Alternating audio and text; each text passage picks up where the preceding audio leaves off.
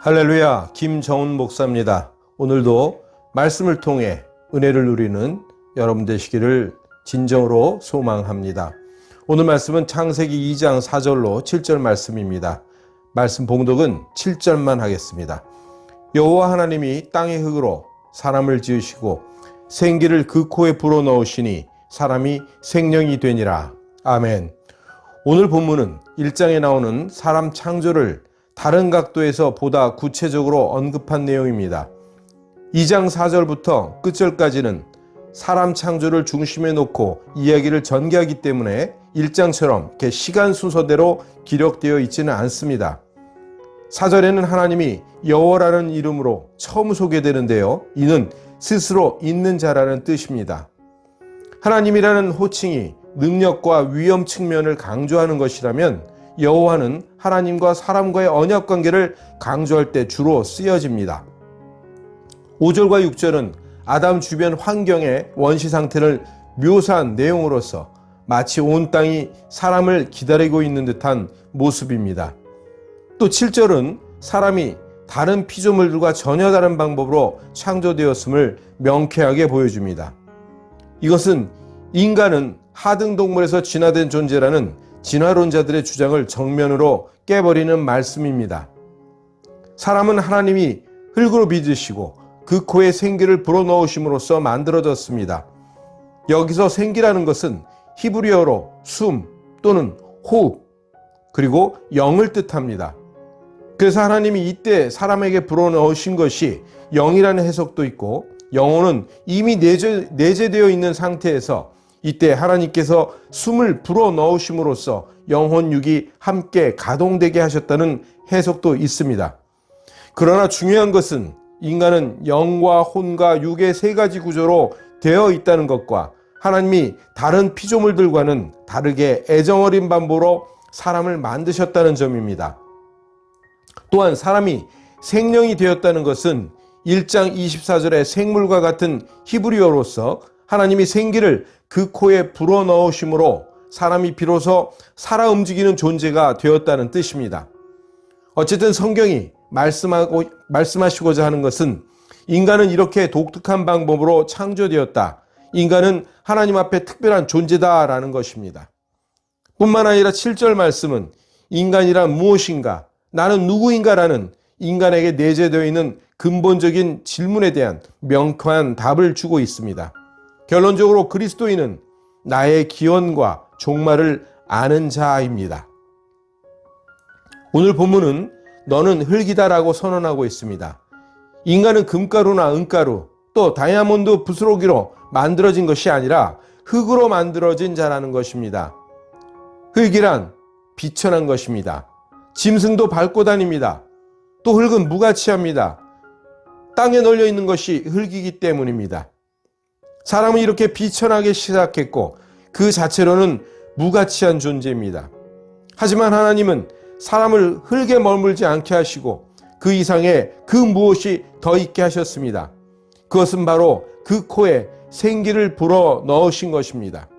이렇게 볼 때 사람은 가장 비천함과 가장 고귀함이 결합된 존재입니다. 무가치한 땅의 흙과 완전하고 전지전능하신 하나님의 생기로 만들어졌다는 것은 가장 낮은 것과 가장 높은 것의 결합입니다. 그러기에 창세기 2장 7절 말씀은 인간은 가장 비천하게 시작했으나 하나님으로 인해서 가장 고귀한 존재가 되었음을 잘 보여줍니다. 즉 인간에게 하나님을 빼고 나면 인간은 흙일 뿐임을 잘 보여주고 있는 것입니다. 뿐만 아니라 하나님의 생기가 없는 인간은 바람 빠진 타이어처럼 재구시를 못하고 제 가치를 발휘하지 못합니다.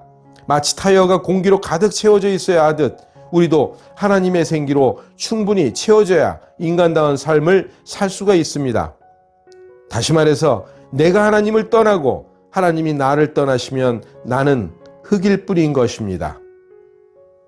그러기에 우리 모두는 나의 영광은 하나님이시다라고 고백해야 합니다. 왜냐하면 첫 번째로 하나님이 주신 영광이 진정한 영광이기 때문입니다. 시편 62편 7절에 나의 구원과 영광이 하나님께 있으며 내 힘의 반석과 피난처도 하나님께 있도다라고 되어 있습니다. 이 시를 쓴 다윗은 이스라엘 역사의 가장 영광스러운 삶을 살았습니다.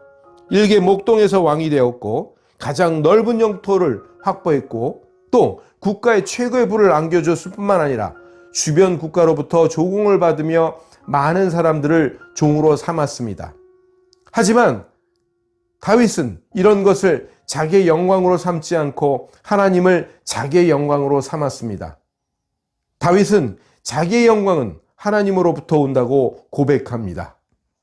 이처럼 우리 그리스도인들도 나의 구원이 하나님께 있음을 인식할 뿐 아니라 나의 영광도 하나님께 있음을 인식해야 합니다. 그래서 우리는 세상적인 영광을 얻을 수는 있으나 그것을 추구하거나 자랑해서는 안 됩니다. 그것은 하나님 앞에 참된 영광이 아니기 때문입니다. 그러기에 그리스도인이 세상적인 영광을 얻은 것이 있다면 그것을 영광으로 인식할 것이 아니라 사명으로 인식해야 합니다. 그렇다면 이 둘의 차이점은 무엇일까요? 즉, 영광으로 인식하는 것은 그것을 추구하고 집착하고 자랑하는 것이지만 사명으로 인식한다는 것은 그것을 자랑하지 않고 하나님께 영광을 돌리게 되는 것입니다. 그리고 이것을 가지고 어떻게 영혼 구하는 데 사용할 수 있을까라는 생각하며 사용합니다. 두 번째로 나의 영광을 하나님이시다라고 고백해야 하는 이유는 세상 영광은 흙먼지이기 때문입니다. 하나님이 빠진 세상 영광은 흙먼지입니다.